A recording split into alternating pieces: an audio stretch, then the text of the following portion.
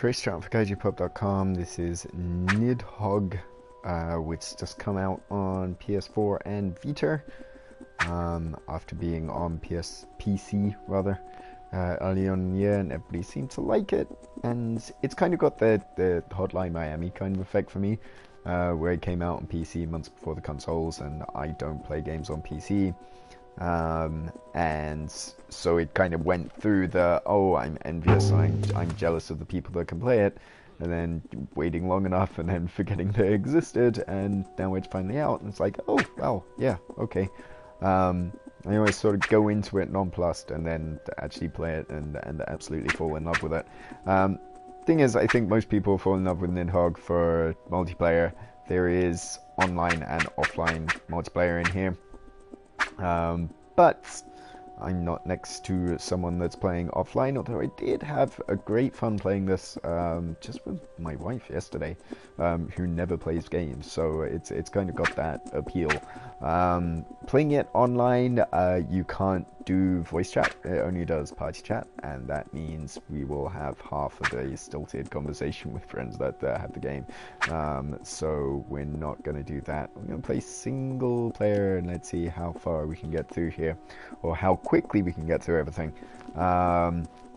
Yeah, basically with the single player, you've got to rip through every opponent in the game and try and beat them. They're all different colors, and you get ranked on this leaderboard, which only shows you the top 7, doesn't show you where you are. But the last time I played this, I did it in 26 minutes compared to 12 minutes from the top, so I don't think I'm gonna get anywhere near the top here. Nidhogg, if you've been sort of under a rock earlier in the game, is basically Urban Champion. It is a Urban Champion, that game you just can't escape from on Nintendo platforms for whatever reason.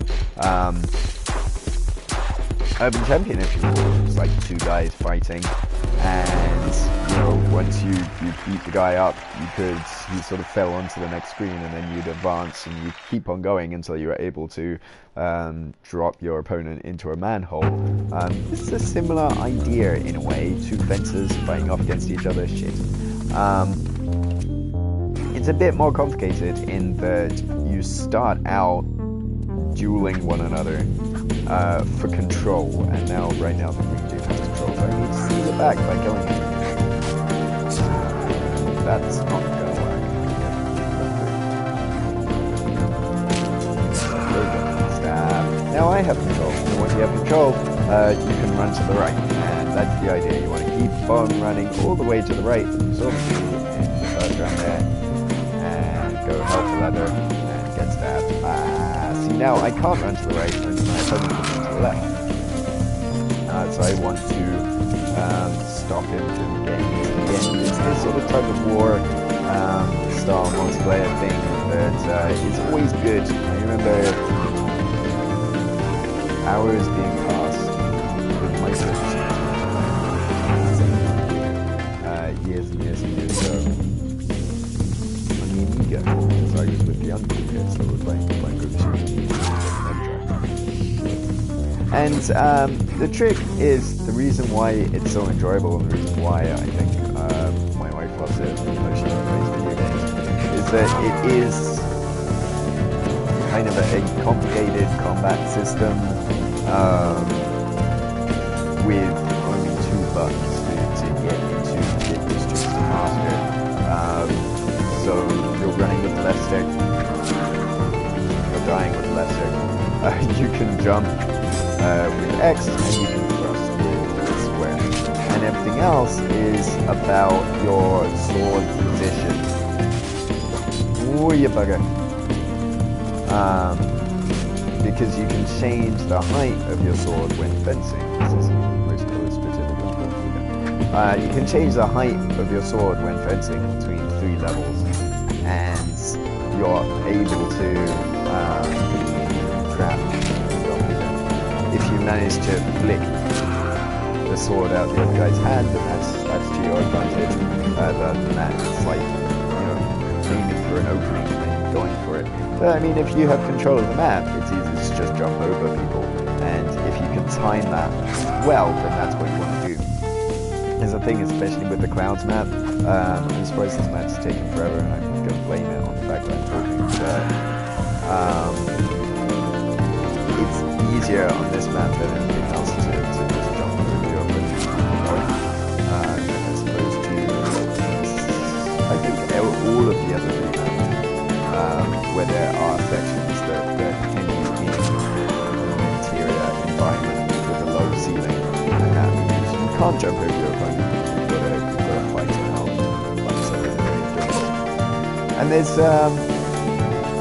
within that sort of that single attack at 3 different levels, there's all sorts of extra things, you know what I mean, like there's flying kicks, there's leg sweeps, you can, so I should have done it if I had my sword there, you can hold up and then fling your sword into the other guy's face, which is immensely satisfying, and that's great. It's a last ditch attempt, you know, it's most satisfying when your opponent is just about to reach the end of the final screen here before victory. That an errant flung sword just manages to catch them in the back of the head. Even in winning, you it's like nuclear war or any kind of violent affair. And this game is really violent. So you see there the green spatter all over the floor. It's really violent in a Hotline Miami sense. I mean, not to that degree, but in the sense that these are really low-fi characters. It makes like the acts of violence that are in this game all the more gruesome. You can't see here, I've got him stuck on the end of my sword, and just all his green goo juice, and I'm cutting him up and over in the grass in a way that is like you see that the blood just like spatters everywhere. Of course it's automata sauce. I mean, it's not like it's not as if it's the crimson spurts of Hotline Miami, but it does have that similar kind of a feel of these lo-fi characters doing grossly violent things. Stabbed in the face, it is pretty gruesome stuff, and if you manage to disarm an opponent and have them lying on the ground, he just cut me in half, you see. You can rip out characters' parts. It's gruesome. Definitely gruesome.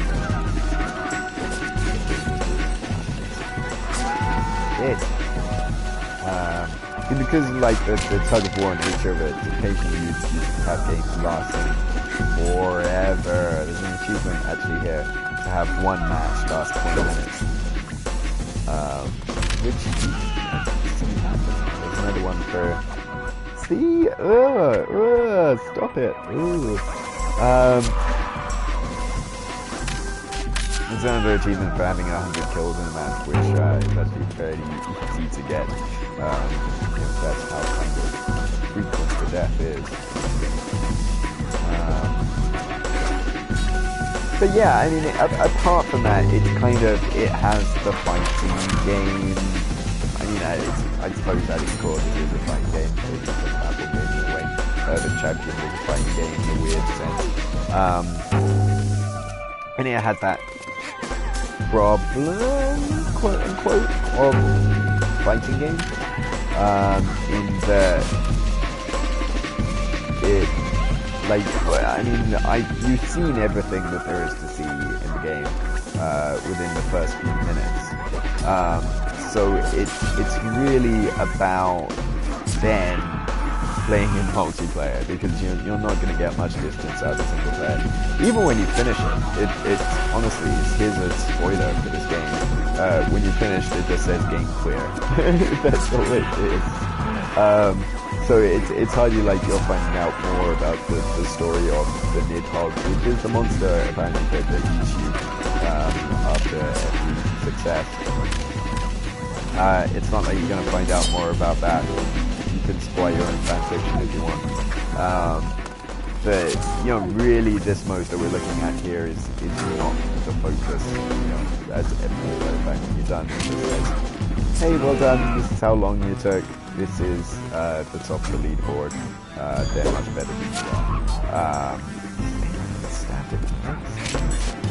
It's like a little Yoshimitsu helping. But it's in multiplayer that this just really shines, and it is hilarious. And yeah, and it works well online from what I play. The problem is, actually, let's quit out and see if we can pick up just a multiplayer game with random people here. Matchmaking, playing before, you get the 0 online thing. And I don't believe that nobody's playing online. Surely more people must be playing online than this. So it seems kind of weird that people, either that people aren't, or that it's for whatever reason there are mice in the online machinery that aren't quite working out for it. There's a tournament mode, but that's for you know, up to 8 local participants.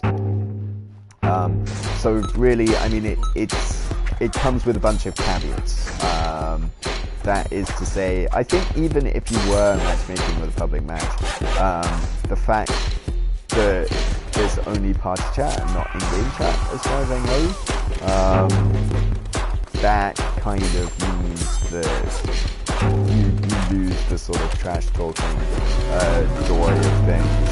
And this is a game that you want to be in your opponent's face over, and you kind of don't want sort of online multiplayer that has no voice chat.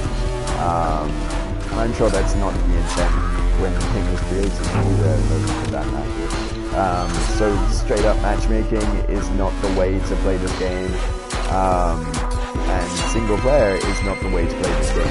So, you know, it's lucky I have a couple of friends that have bought the game and want to license to it. So, but it's kind of, that's the thing. If you, this is an amazing game, and I can't understate how hilarious and frenetic and wonderful and frustrating and delightful this game is with people that you know.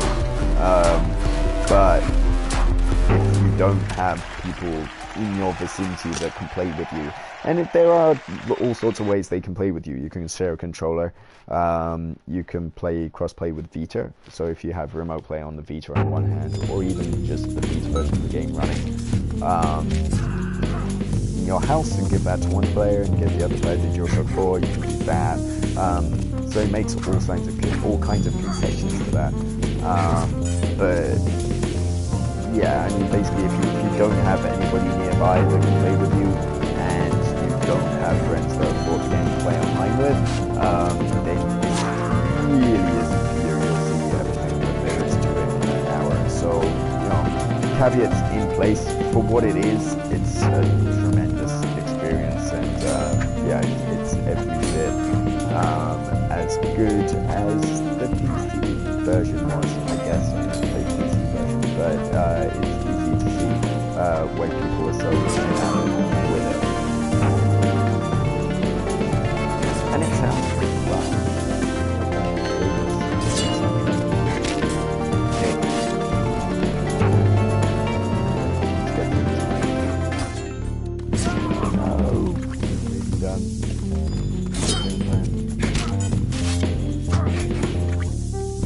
Yeah, it's easy to see in a way, like, how there must be the temptation to make this more complex.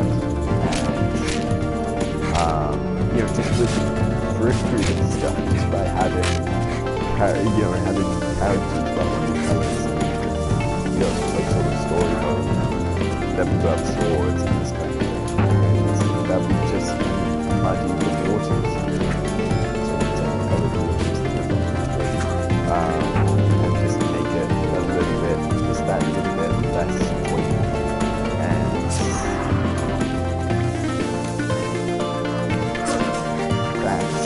that's the thing. It's a joyful, hilarious, fun experience, and it's entirely positive and pretty games recently far too hectic, so it's nice to play a game that's that. It's fun. Yes. Nope.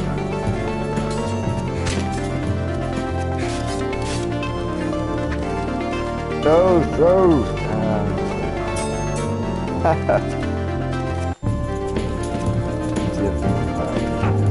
You can trick the AI instead and win. So close to the pass. Hooray! A winner is me. I'm eaten by the giant penis at the end. That's Nidhogg, Chris Travis, KaijuPop.com. Thanks for watching. Bye.